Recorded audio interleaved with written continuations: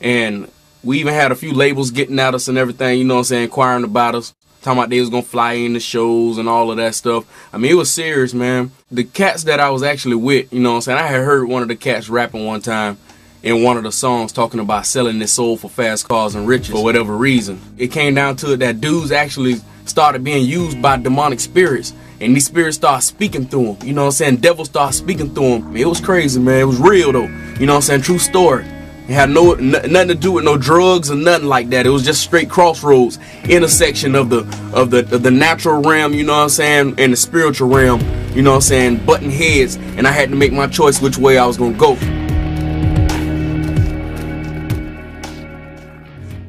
Jurors this morning have more insight about what happened in the moments after American sniper Chris Kyle was killed. Eddie Ray Routh led police on a chase reaching speeds of 100 miles an hour, driving the pickup truck owned by Navy SEAL Chris Kyle. This video shown to jurors Thursday.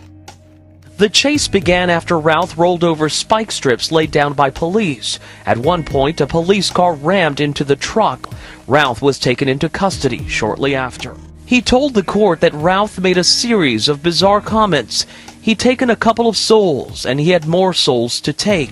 One of the responding officers was wearing a body camera. Jurors could hear Routh saying, quote, "I can feel people feeding on my soul." And he asks, quote, "Is the apocalypse upon us right now?" I can read you some of the quotes. Police were talking to him before he took off. And these are some of the things that Routh is quoted as saying. He says, "I don't know if I'm going insane.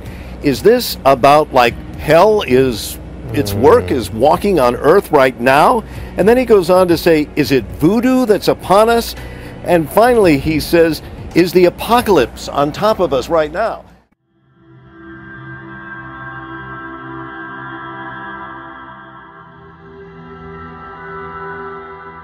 Good evening, everybody. Tonight we celebrate artists whose music and message help shape our culture. And together we can change our culture for the better.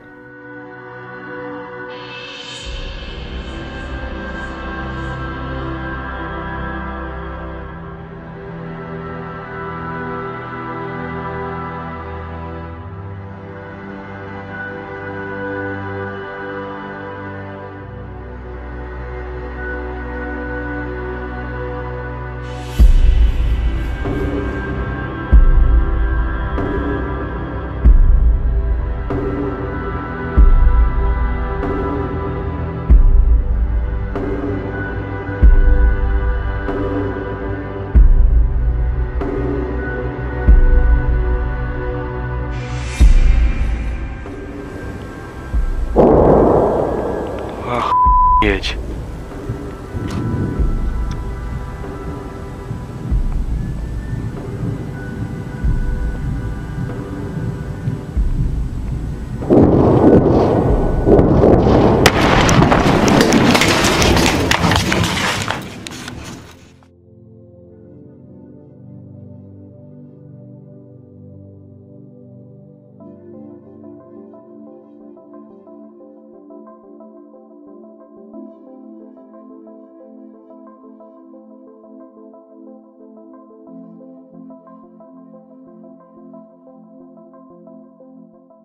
Now, as time progressed in the dream, I was given the ability to realize by being in homes that television sets not only broadcast and transmitted programming, but they now had the capacity to actually send signals about you in your living room.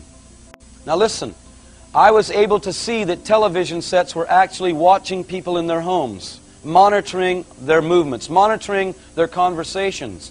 More than just bringing you your favorite shows, it may be watching and recording your every move. 9 on your side, Scott Wagoner tells us this smart TV has some people worried.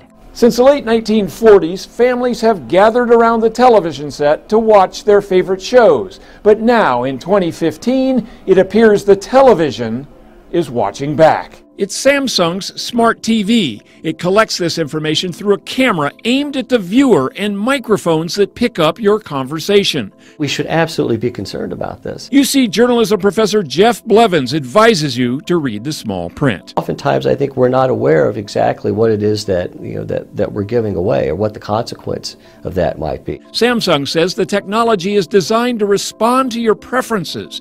It can find your favorite shows, connect you to services it thinks you would like, and allows you to change its function with a wave of your hand.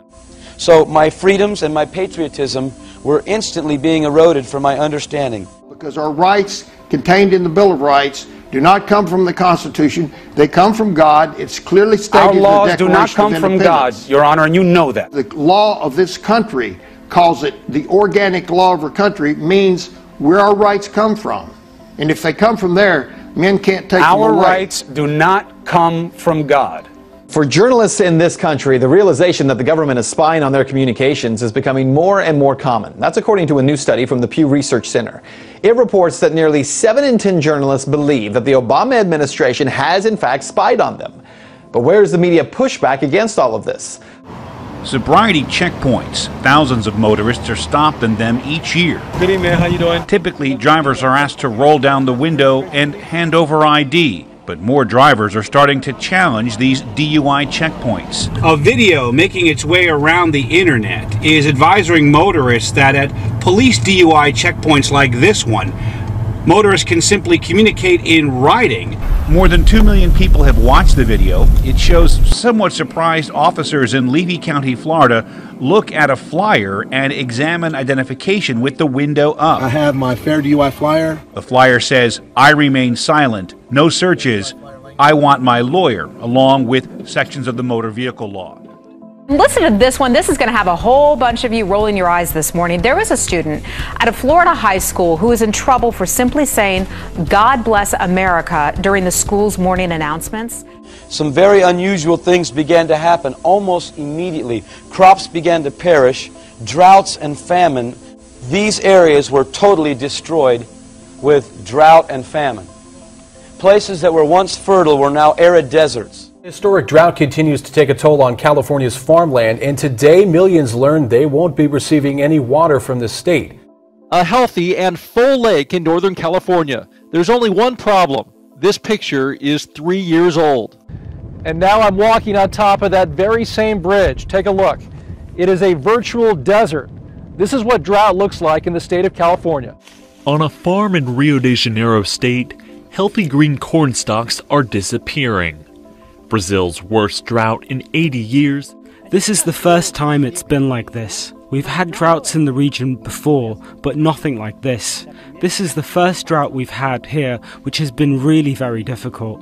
At this moment, what began to happen was the normal weather patterns completely changed. The patterns for winter became summer, summer became winter, and you might have a day of snow and a day of heat. State water officials are painting a bleak outlook after measuring the snowpack in the Sierra Mountains. The worst part is one of San Diego's main water sources. You may have noticed I'm wearing short sleeves in the dead of winter. That's because it is hotter and drier than ever before.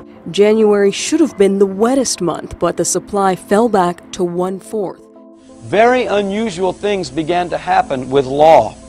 I began to see local municipalities, and no longer were police departments the enforcers of the law of municipalities, but military police driving very unusual looking vehicles that I now know to be called Humvees. Covering St. Lucie County, police in Fort Pierce now have a new tool to fight criminals. They unveiled a U.S. surplus battle wagon. It's a 6-wheel, 30-ton armored vehicle worth $700,000. But get this, the agency only paid $2,000 for it.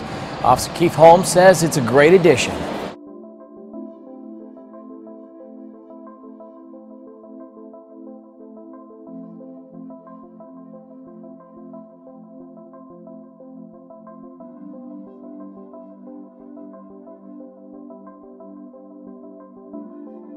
It was canvas here, and there was a man standing in the back. They were wearing very unusual outfits, by the way.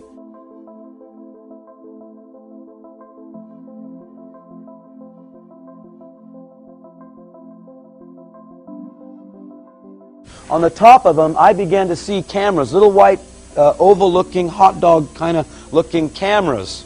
And in the dream, it was revealed to me that these cameras knew the whereabouts of everybody's vehicles. More high-tech crime-fighting tools for our police is the latest election promise from Labor. The move will make catching crooks through CCTV even easier. But could it also impact on our privacy? Tech companies are among the groups coming to Washington to help create the first voluntary guidelines. Facial recognition is already in some of our home appliances, like TVs. Hi, TV. In our mobile devices, pins and passwords are giving way to face prints. And the technology can single us out in real time as we go about our daily business, often without us ever knowing.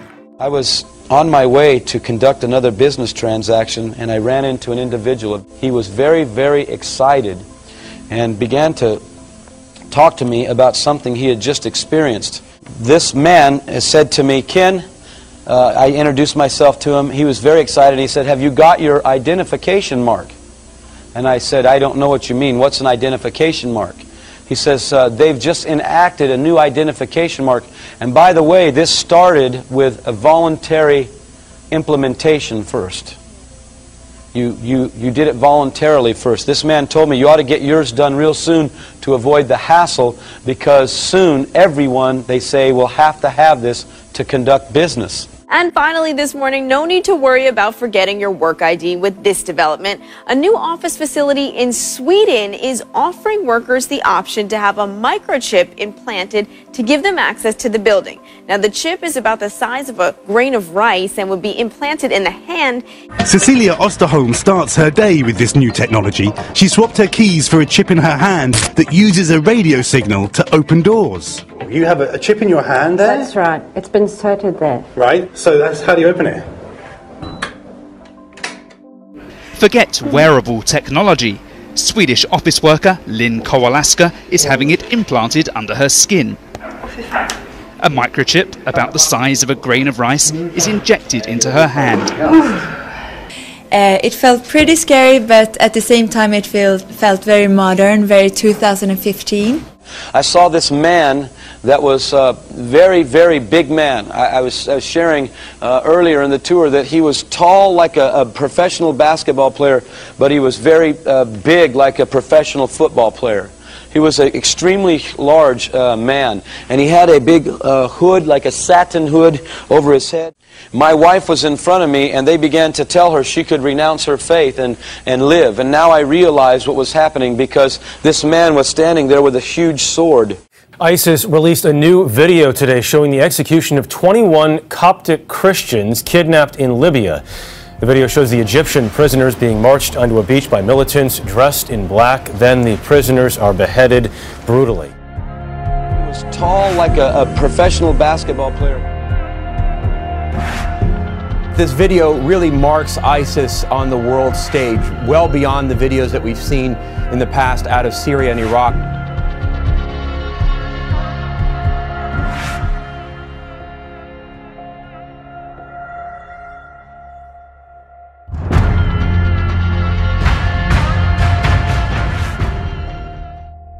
Stranded on a notorious stretch of coast in New Zealand.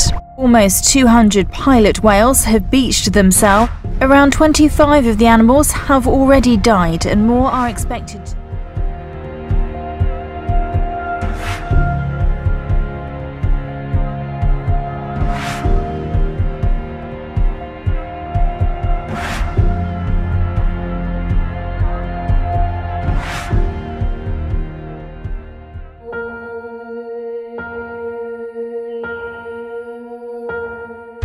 After a few moments, I turned back, and there was the Lord Jesus Christ standing behind me. And I can tell you, folks, I know for a certainty He is the Lord of lords and the King of every king.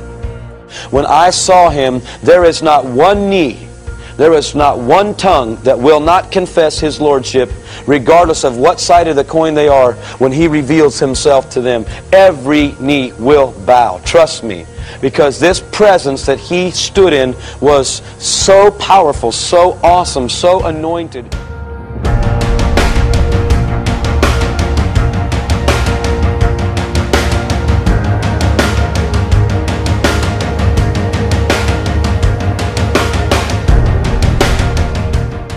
really heard the gospel in its purest, you know what I'm saying, in purity and in truth, you know what I'm saying. I ain't know that Jesus Christ was the only way.